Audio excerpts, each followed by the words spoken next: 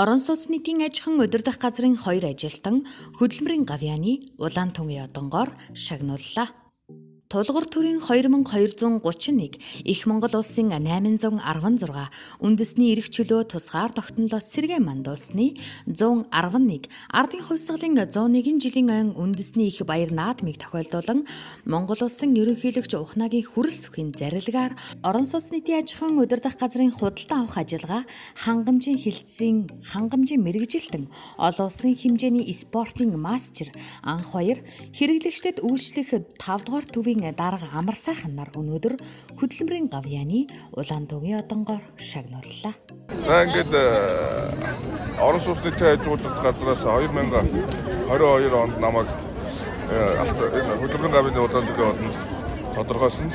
Өнөөдөр шагналаа авч тэгээд хамт олондоо баярлалаа. За цаашдаа улам хичээж ажиллах болно. За өнөөдөр төрийн дэш шагнал хөдөлмөрийн гавьяаны Улаантунгийн одон болсондоо туйлын их баяртай байна. Энэ шагналын өмнө төрсэн ээжүүдэн туйлын их баярлж байна. Энэ системд би 27-8 жил ажиллалаа. Усад 30 гаруй жил ажиллалаа. Энийхээ үр шимийг үзэж байгаа туйлын баяртай байна. Ингээд орон сууц нийтийн аж ахуйн удирдах газрын системийн хамт олонтой ажилд амьдралд наадж байгаа энэ хорвогийн хамгийн сайн сайхныг хүсэн юм ёо. За сайхан наацгаарай.